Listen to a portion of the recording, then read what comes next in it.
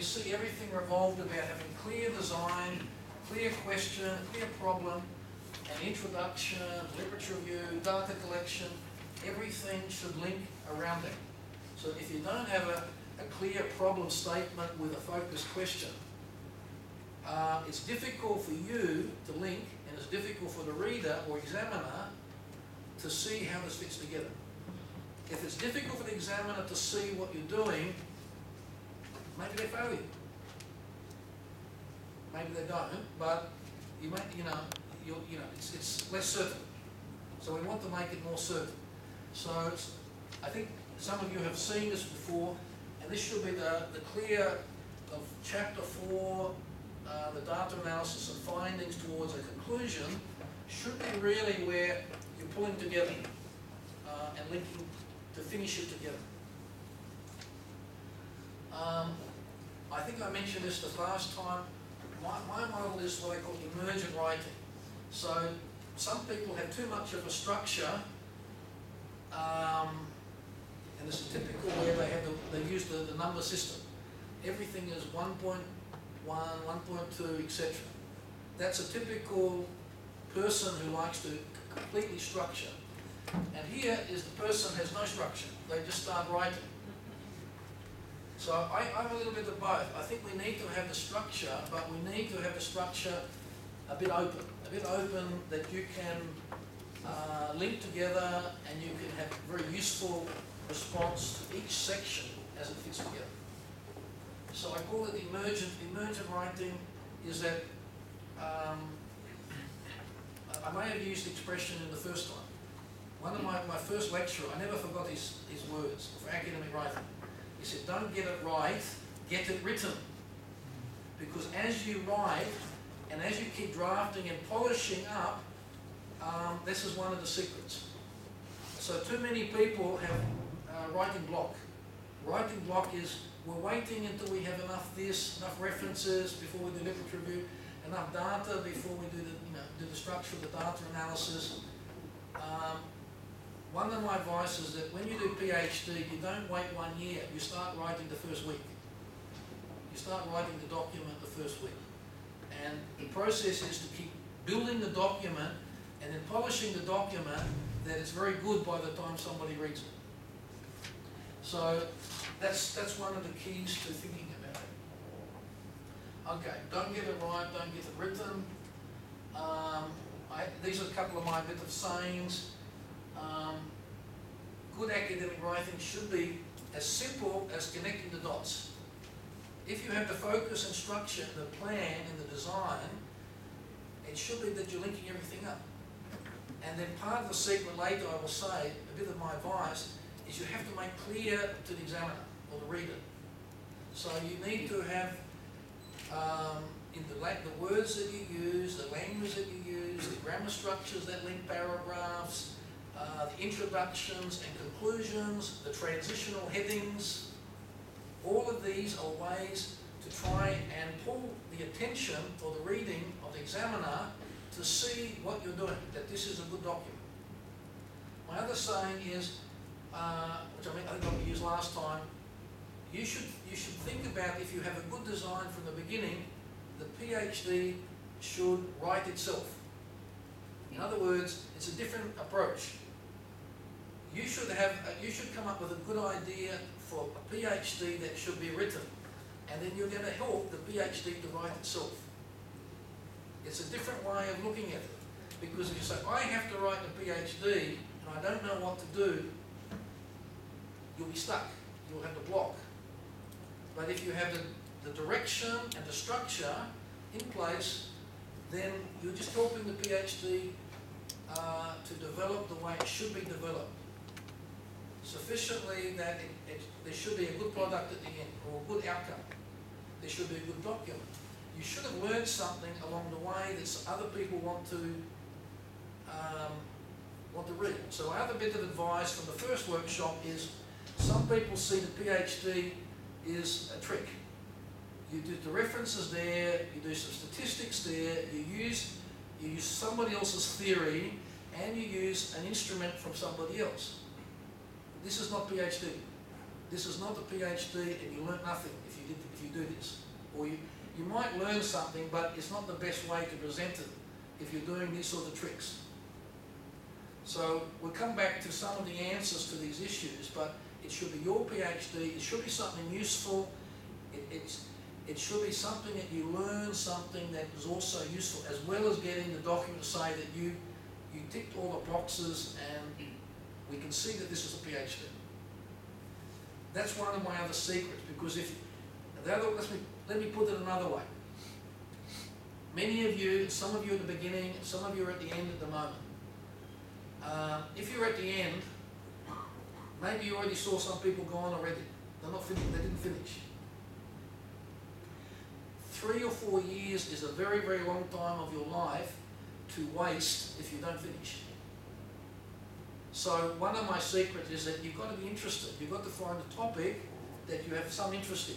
This is one of the other bits of advice I gave in the first workshop. Okay, let's keep moving. This is one of my big documents about how all the sections are a little bit different, and you can see that the key words are linking to language and ideas. And in each level, a slightly different way of presenting information or the knowledge, but we should see the links. In other words, one of the ways I put is that in a minute I will talk about the words, but one of the things that you can do, and you should do at the beginning of the PhD, before you write the literature review and you do the data, the development of a questionnaire or survey or whatever, is you should do what I call semantic map. Semantic map is a map of all the key words that we will expect to see related to your topic. In other words, we will see these key words all through the literature review. We should see, even if a little bit differently, a lot of those same keywords should be in the questionnaire and survey linked to the responses that people will give in their answers. In other words, we will see all through the PhD a semantic map, and you could just spend one afternoon developing a map of all the words that we will expect to see in the writing, in the searching on Google or whatever, in the library for references. If you have a good semantic map with all the keywords, it already starts to become easier. Because if you don't have a semantic map, if you don't think about all the words, and you don't have a plan, you are going to start reading over here. I talked about last workshop, 4 ways of getting lost. Getting lost because you don't have a topic, getting lost in the reading, the literature review, getting lost in the data. But if you have a good semantic map, that's one advice I will give you, that it helps to avoid getting lost in all of the 4 major sections of the PhD. So I say this one, I'll come to this a little bit later because I'm going to talk about each section, some writing hint. But you can see already that there's slightly different approach for the introduction than the literature review. One big mistake I see is people do introduction as a first literature review, and then they do second literature review in the second chapter. They don't understand what is the difference between introduction and the literature review. We'll come back to this. I put this up the first time to talk about, some people have this idea that you just collect data, and somehow you have enough data, you have PhD. And I have this idea of optimizing, accelerating by thinking about a problem, having a clear problem, and you're thinking about what you're doing, helps you to develop a structure that we can link the data, the information to knowledge, and I say understanding. Knowledge and understanding is you really understand the topic that you deal with. Because if you didn't read with a plan, the literature review, and if you go and collect data but just using somebody else's instrument, maybe you learn nothing. You just got some statistics. It doesn't mean anything to anybody. You haven't learned anything. It makes it, some people think it's easier to do PhD this way, but actually it's much harder. It's much harder because you don't see how everything fits together. And it makes it more difficult to motivate yourself. You say, after 2 years, why am I doing this? Where am I going with this? I'm suffering a great deal for nothing. If I never finish after 4 years, I've wasted 4 years of my life. My answer is why I say try to find something interesting or relevant to you, but try to have the design to help you to bring it out.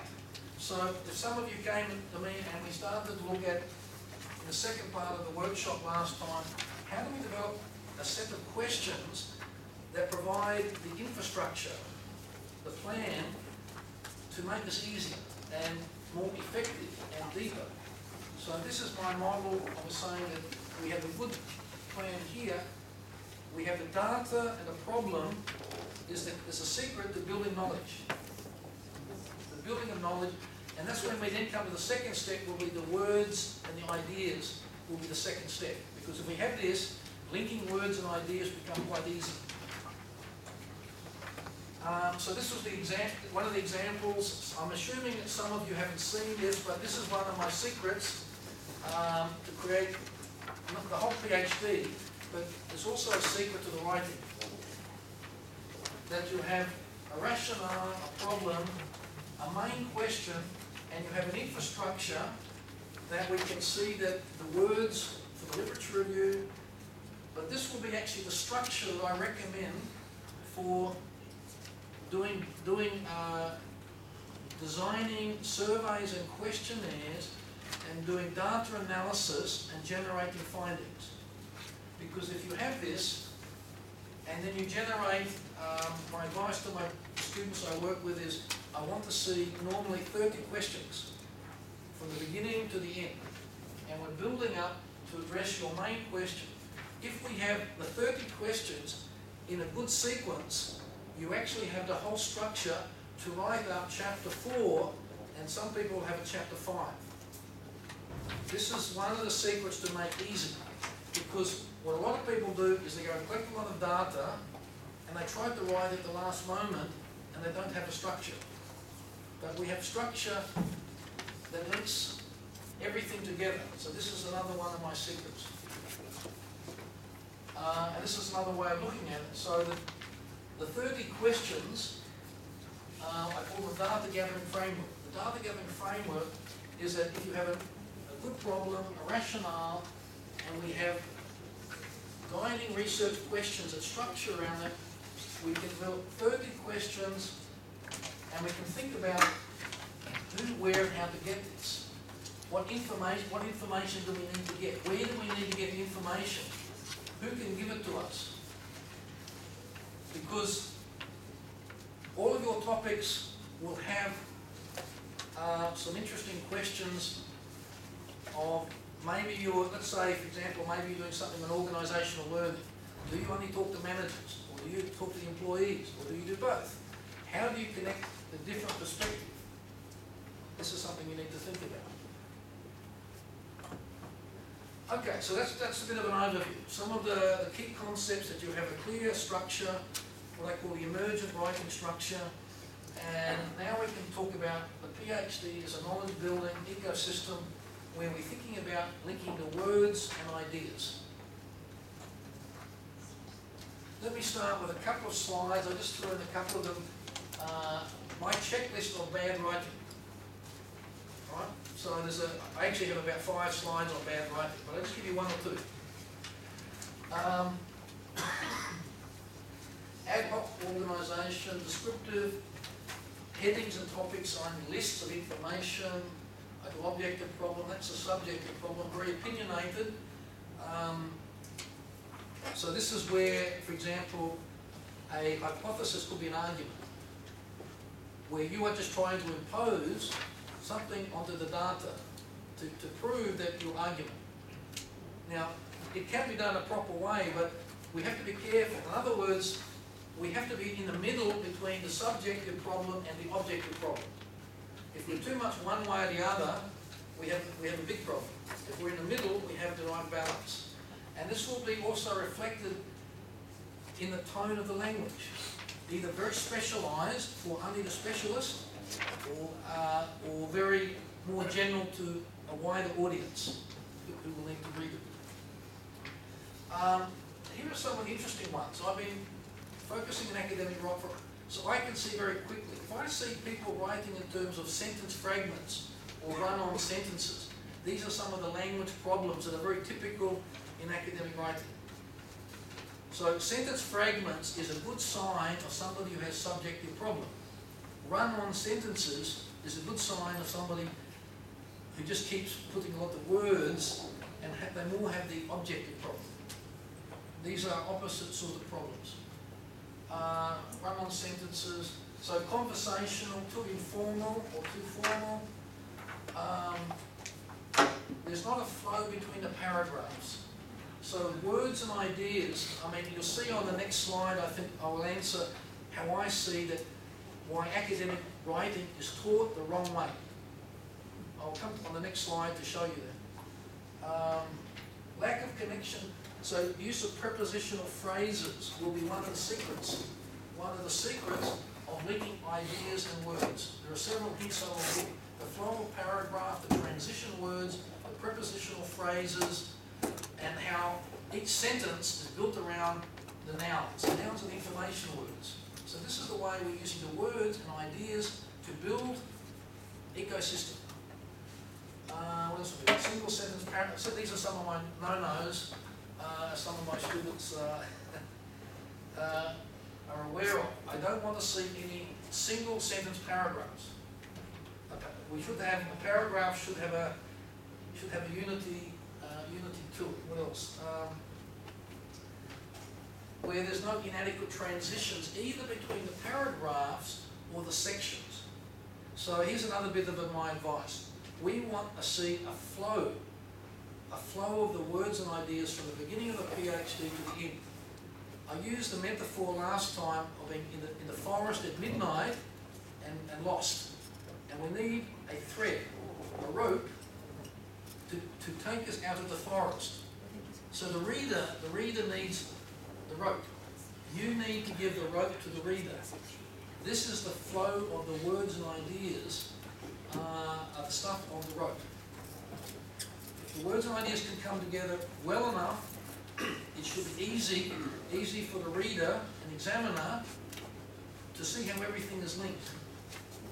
And they should go from the beginning to end. So the flow needs to... So this is to do with, you'll see the difference between editing and revision.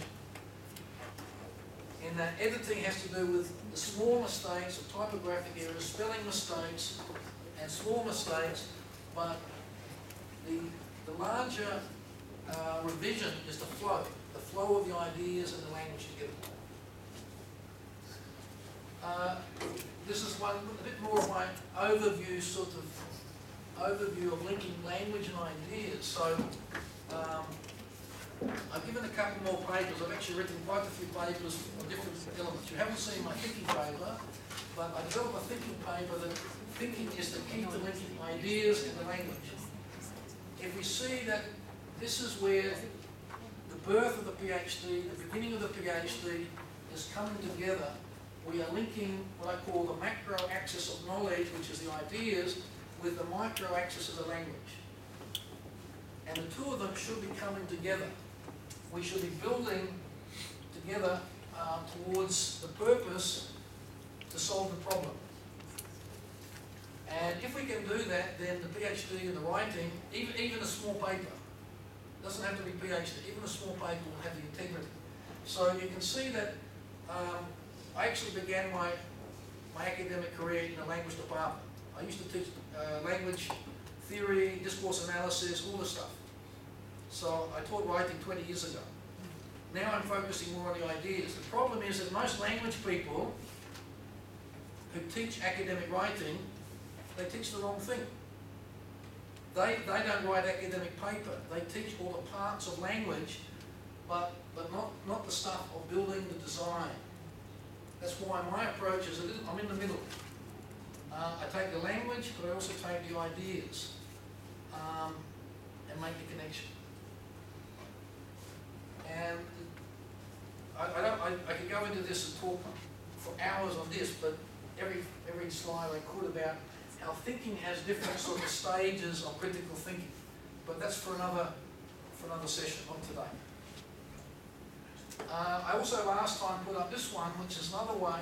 This is the macro axis of ideas, and this is more the micro axis. So the words, the grammar, and the rhetoric of linking things together corresponds, I told you, semantic web, where some of it, for example, I'll just make one point. As you will see with if you're using Google and you put some words in to a search engine, or you're in the library, language has two axes. It has what I call logical axis, and it has association.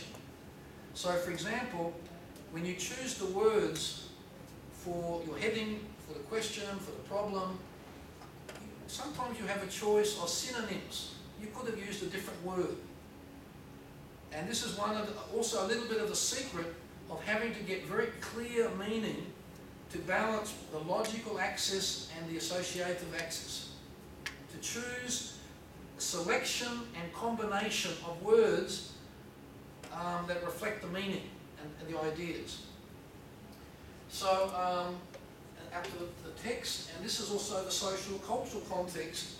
And there is an issue which I won't go into today, but I actually, some of the presentation paper I wrote is there a universal concept of good writing?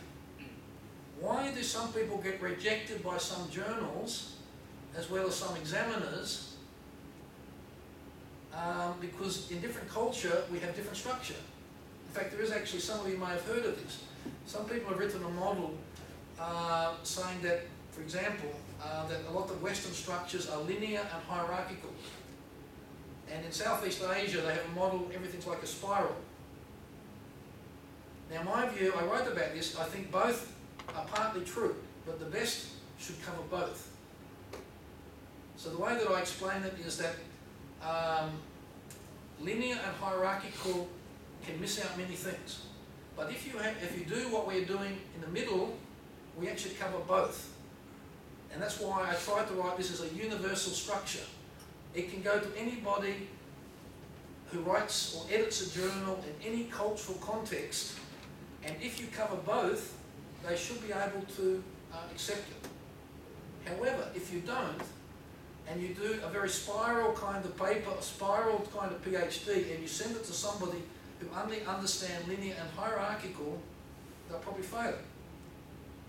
So this is, I won't go on very long about the cultural context, but you can see that this is a full picture of how everything fits together. The ideas, including the cultural context, textual integrity, the semantic web, and this is really a language framework for a knowledge ecosystem. This is another version of that, where we're going from the idea of cohesion based on words links to coherence based on the grammar structures linking the paragraphs together, and the relevance is where the ideas are coming through. So you can start to see the thread of inquiry, the communication, that you are communicating with an examiner, a supervisor, somebody who has to understand what you're saying, means that we have to get this level. If you have the cohesion, coherence, and the relevance, it will be clear to anybody, in any culture, in any context, even if they're not expert in this area, or even if they are specialised in this area, they still can see it. And you can see this is the language component, and this starts to be into the aspects of ideas, aspects of triangulation and evidence, and of course you can start to see. I'll just make one point here. Any person who says that something like business studies where you have to do interview and survey should only be quantitative, they should see this, because the essence of linking language, grammar and rhetoric is inherently qualitative. You have to understand, to communicate and translate. So at the very least, business should be mixed mode. It's not to say you cannot do, and we'll get to methodology later, I'm not saying you shouldn't do, but in terms of the process, even if you do statistical analysis, etc. But the process of understanding and building the knowledge, even if it's a quantitative methodology, is basically a qualitative process. If you understand that, then you can go around and you can still only use a quantitative approach, but you can use it and build it into the writing process to be more effective. Okay, I have one slide to focus on this. All the theories of academic writing all focus on teaching the writing of paragraph. And they all make a big mistake because they're all taught by language people who know nothing about ideas and knowledge. So they all say, this is a paragraph, the first sentence should be topic sentence. And then you'll have 3 or 4 other sentences, and it's a little bit like a unit in one paragraph. And so they say the unit of writing is paragraph. Sorry, is, let's say a series of paragraphs is the key. I say that actually it's the whole paragraph, because the whole paragraph downwards is language, but the paragraphs linking together are the ideas. If you have both, then the flow of the paragraphs is really one of the keys. So you'll see on the next slides I will talk about transition words between paragraphs is part of the way you start to get the flow of ideas that language people do not teach because they're teaching the wrong thing. So just a quick overview. Yeah, that's enough. One more point is I talked in the last workshop about having one question, and it's an example that you should think about for every sentence you write. But at least for one sentence for your PhD, you should give serious thought to the selection and combination of words to bring out the main problem of your PhD. So to understand a little bit of the language linking to the ideas, you'll see the normal sentence is subject, predicate, object. That's the basic structure of a single sentence. A language person will just tell you that. I'm also an ideas person, so I will say we're linking in the main problem statement, we are linking the general area to the specific focus, and the sentence should link around the verb. The verb should open up one idea to another idea. It should link 2 ideas together. That's what a verb should do.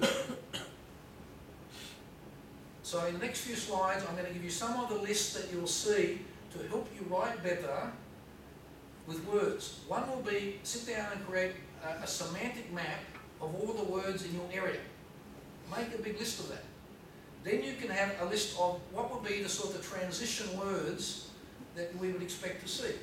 Another list that you can start to use is a list of the verbs. Also the verbs will be the most useful.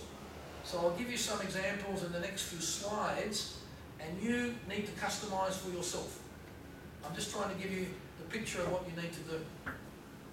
So you can see that this one sentence in the one main question, one problem, should be the rope of ideas, or what I call thread of inquiry, that will link the whole PhD together in one sentence.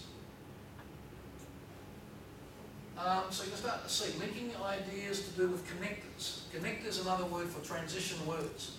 So you can start to see that you will need to have repertoire. You need to have, go and find good transition words that are, one, relevant to your subject. So different approach and different subject, you would expect to see different type of transition words. And I think everybody has their own style. So you need to have words that suit your writing style. So here are some of the examples. Putting the same ideas in a different way. In other words, in that case, with this in mind, and then you're building the ideas, adding to a point already made. Moreover, in fact, indeed, really, regarding, these are some of the examples. Introducing example when you're illustrating discussion about something. Of course, for example would be one. That is to say, as follows. especially this, such as something else. These are the sort of words for that. Maybe you want to introduce a different alternative viewpoint, especially you're discussing the data analysis and you've interviewed or got survey from people who have different perspectives. By contrast, alternatively, although, rather, on one hand, I mean, I know in my writing, I do a lot of this, so I often say on one hand and on the other hand, because you're having to link two different points. And then maybe you've gone off and you have to come back to the same thread. So however, after all, nonetheless, at the same time, and then some people will focus more on showing results. Showing the result of something. Therefore, after we've discussed this, we can come to the conclusion. The result is, in that case, consequently, because of, now, accordingly, and another version, a little bit more qualitative, this is probably a little bit more quantitative, summarising in brief, therefore, on the whole. So a little bit similar, but slightly different sort of focus. Excuse me. Okay. Especially when we do quantitative research, they expect us to do reasoning. Like we say, this one is happening, like A is affecting B. Then we are going to bring another sentence or another idea that B is affecting C. Then we want to conclude that now A is affecting C. So which adverb normally is like does, therefore, which one is more suitable?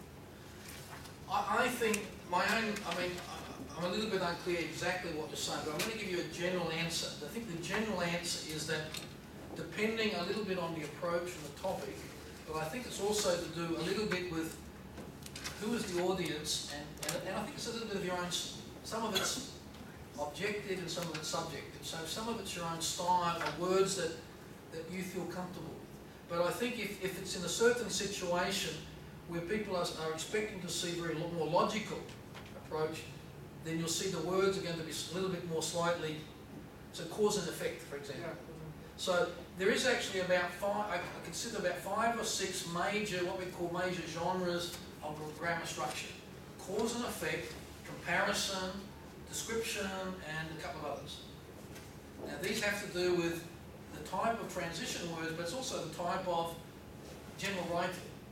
Now this is usually a little bit clearer in assignment writing, not PhD writing. In fact, in schools, they often say, we want you to write comparison paper, or a description paper, or a cause and effect paper. And they will have slightly different sort of structure. So I'd have to look more closely to give exact response and see. But my point would be this, is that you have to work out your strategy for your situation and for your audience. So this comes back to, when I talked about doing the design, the first thing I said before you develop the design, who is the audience? What is the purpose?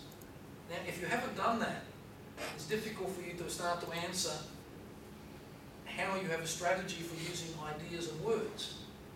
But if you have answered that and you're clear, then you can start to have the lists that suit you and suit your purpose.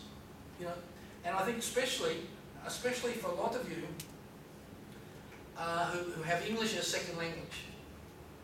So I'll just say one thing. I've actually been doing some talks over the last, I've written some papers saying academic English, especially in TESOL and TOEFL context, is being taught the very bad way. The reason is that a lot of the people who are teaching are language people who are teaching what I call the spoken language of English. They should be teaching written English, not spoken English. Written English is you only use to learn the words you need. You stop wasting 1 year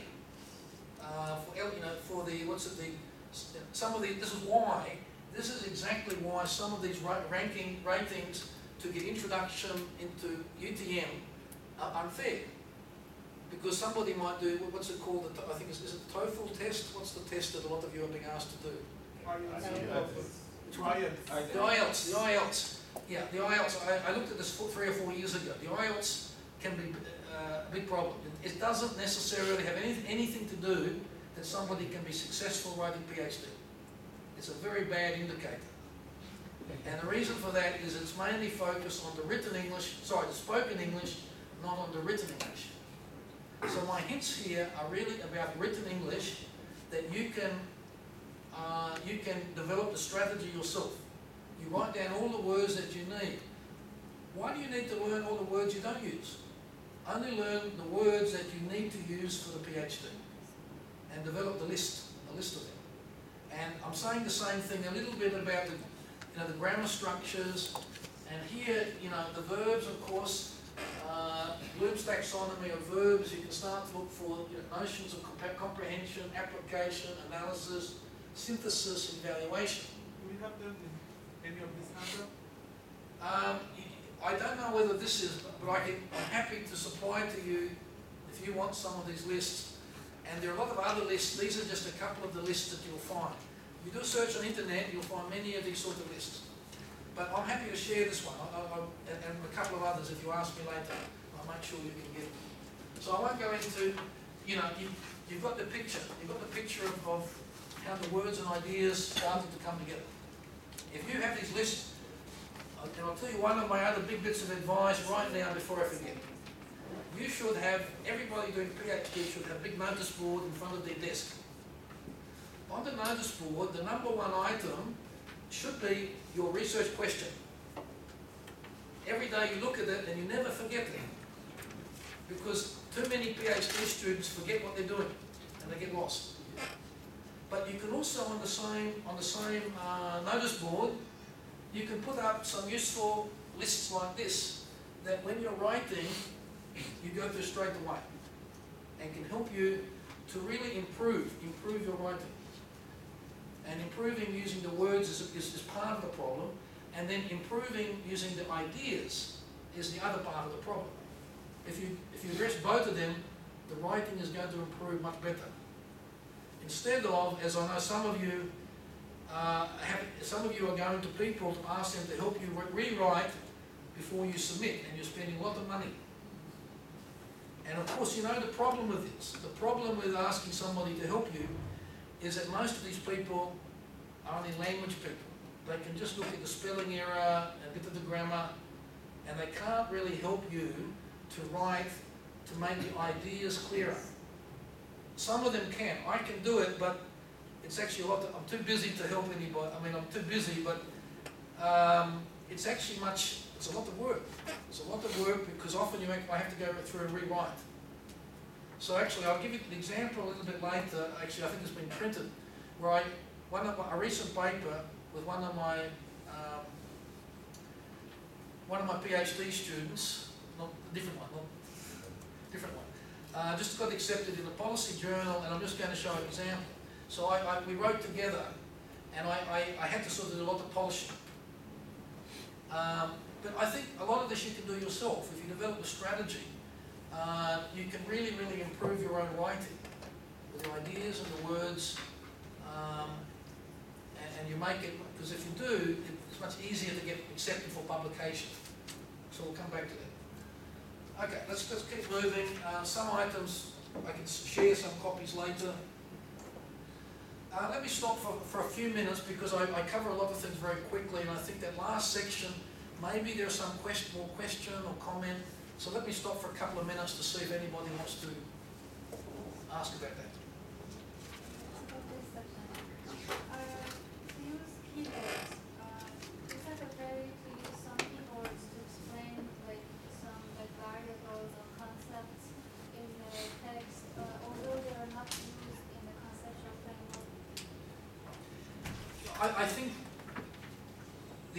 what I call the semantic web will be the main ones linked to, but certainly there's no reason why you can't use other ones. But I think what we would need to see, if it has integrity, we will still see a lot of the ideas, the essential words, the keywords. So my answer is, certainly you can put other words in if you want to. And I think as you become a good writer, you start to use synonyms. You improve your use of synonyms. A list of synonyms will be one of the things you think about. And also in the list of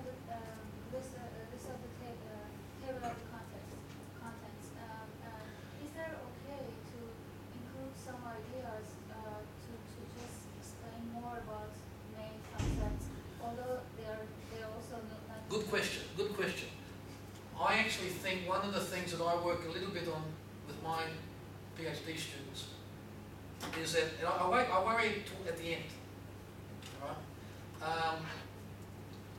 Because I want all of the process first. So some supervisor, you give them and they're looking for grammar and spelling mistake.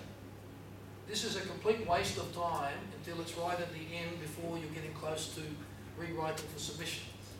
Because it's a sign of somebody only looking at the language, they're not looking at the ideas. And I think in the middle you want about the ideas. But the point you're making, the question you're asking is a very good point, is that I really like to see a very good list of contents. A good list of contents should show all the key words, all the structure. So I think it's a very, very important focus. And let me just digress to tell you one reason why. I have spent 20 years in 3 or 4 different countries being on PhD panels. I have a lot of experience of being on panels with other people who are going to make decisions on whether this person can proceed to do PhD or whether it can go to examiner, and these people are only looking 5 minutes, 5 or 10 minutes on the bus. They're supposed to read everything and they look through very quickly and they make a decision in 5 minutes. Unfortunately, that's what you have to assume.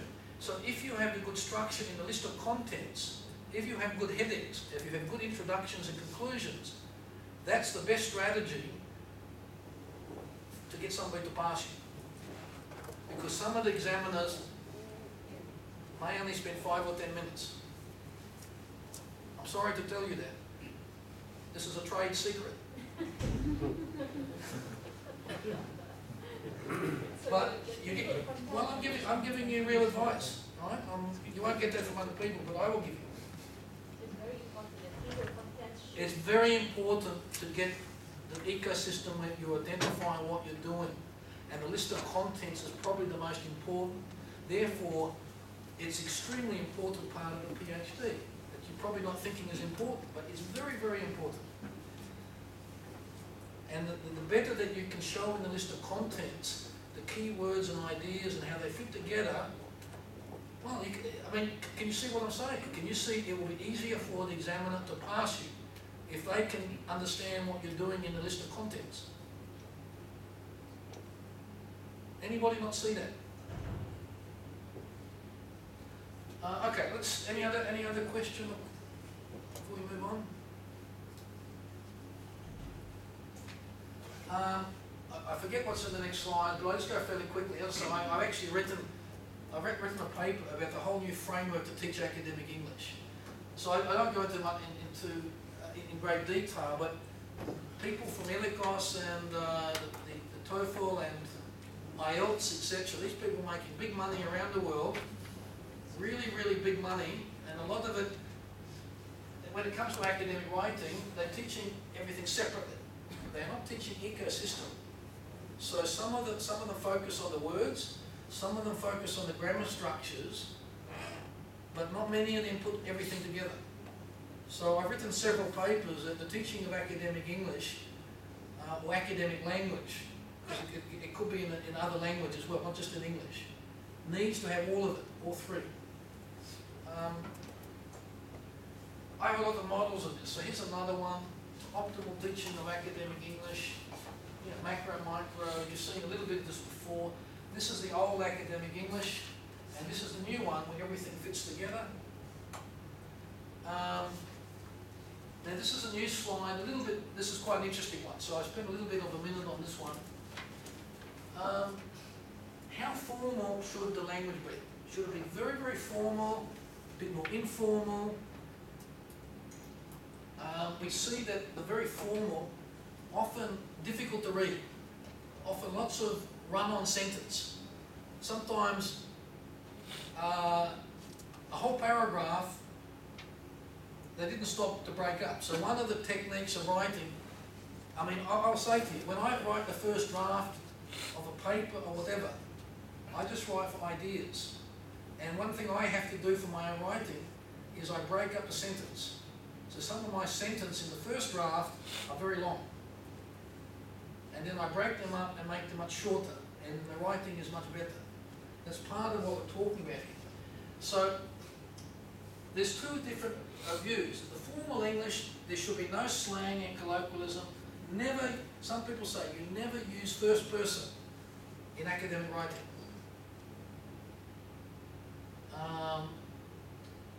No conversational style. It has to be very objective, impersonal.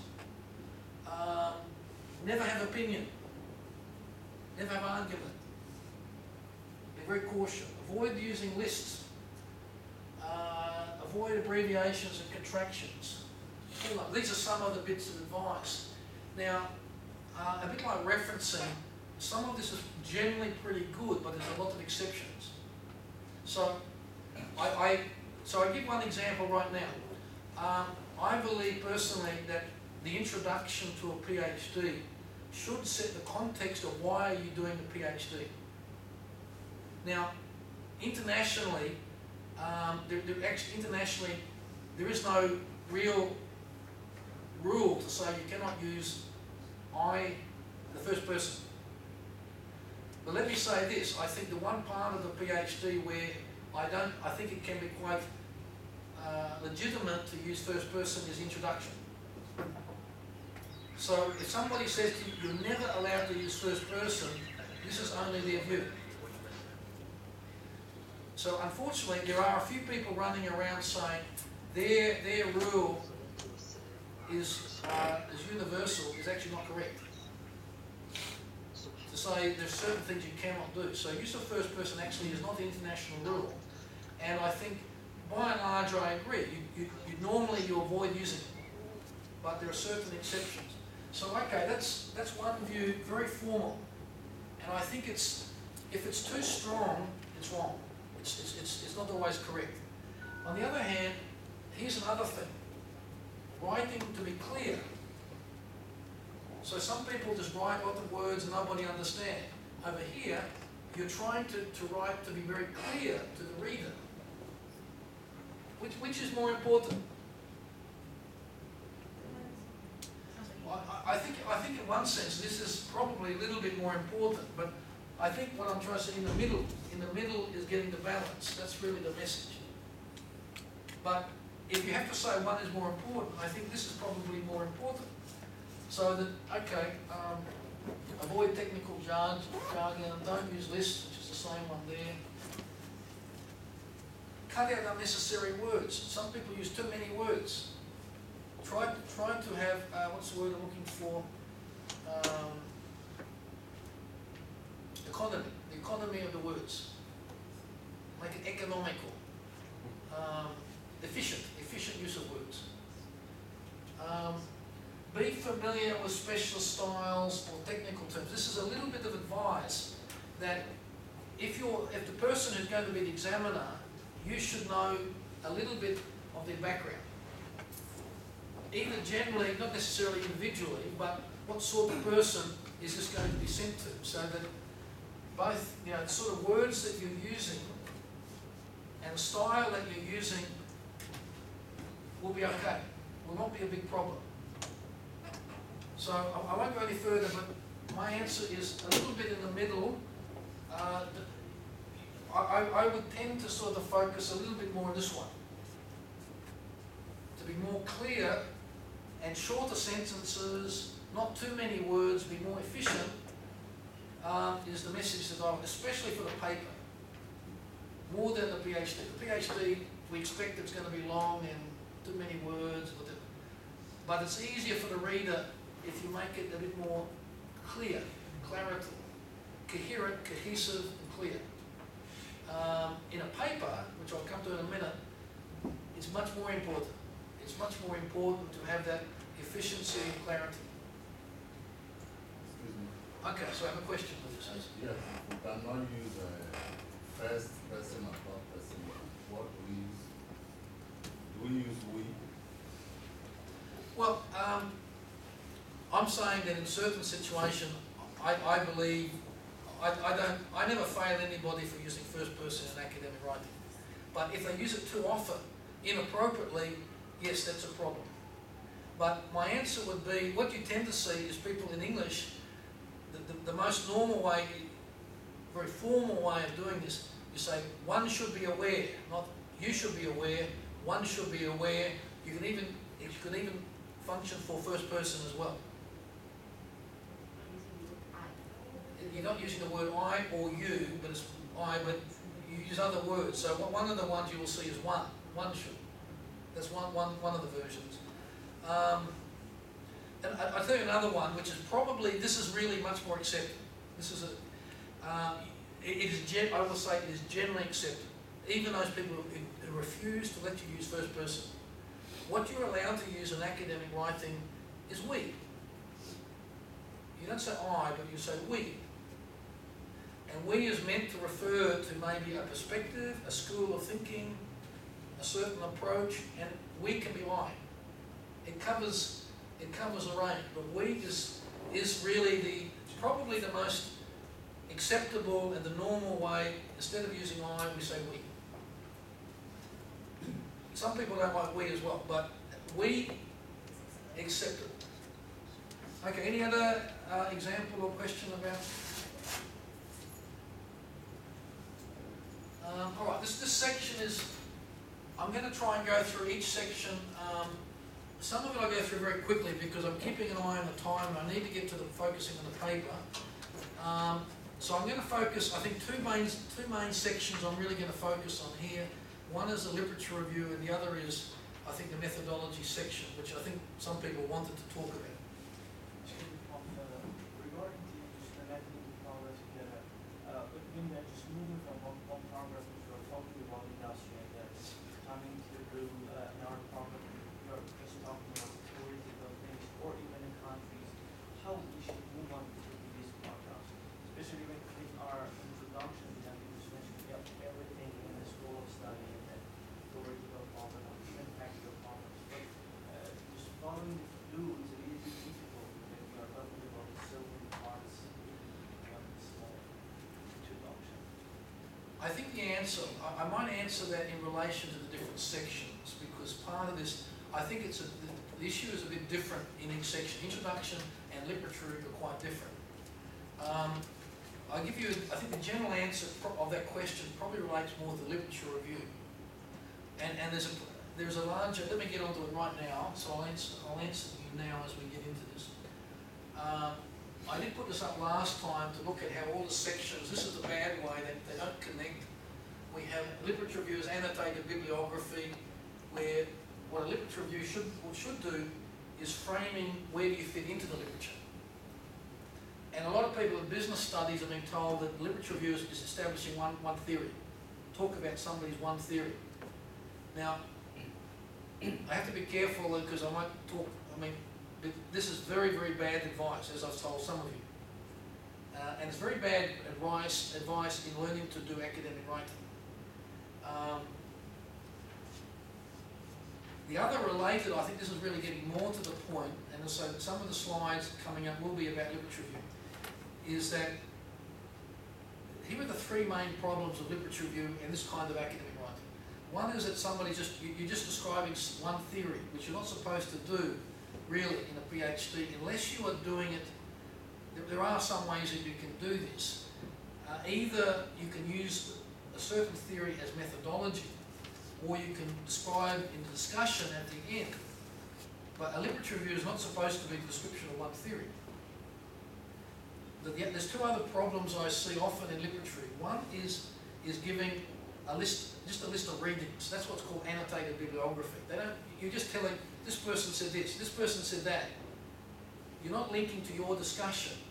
And literature review should be, how does your PhD fit into the literature? And you need to frame it so you're giving us the story of how it fits in, or how it frames to fit in. So the big problem, the third problem, is not just a list of references, it's what I call, it's too descriptive. I see a lot of bad literature reviews with list of information about some topic.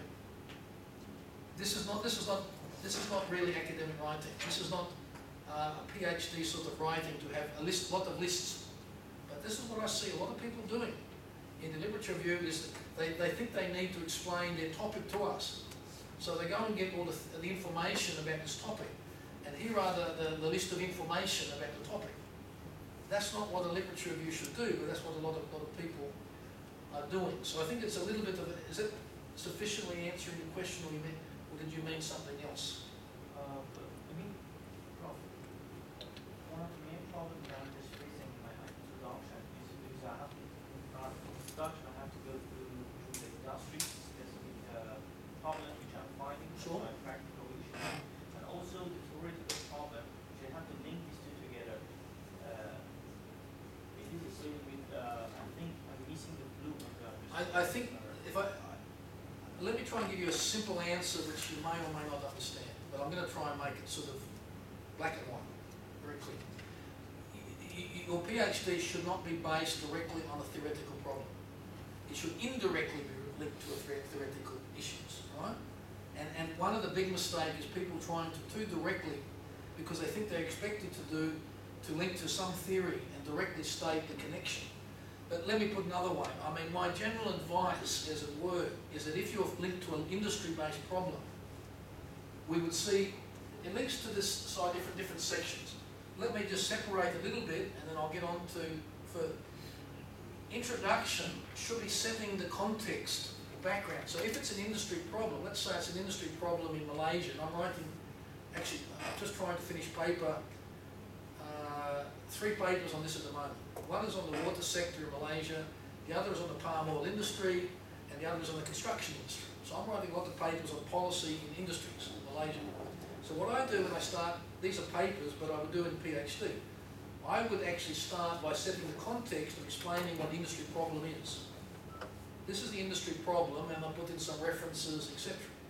Now, in a PhD, I would really give a little bit of the background of the problem. So if I'm talking about the palm oil industry or the water sector in Malaysia, or the construction industry, I will give a background, maybe a little bit of history of the problem. So actually I'm writing about the water. Kuala Lumpur is about to run out of water. So I have to say, this is a little bit of the result of 30, 40 years of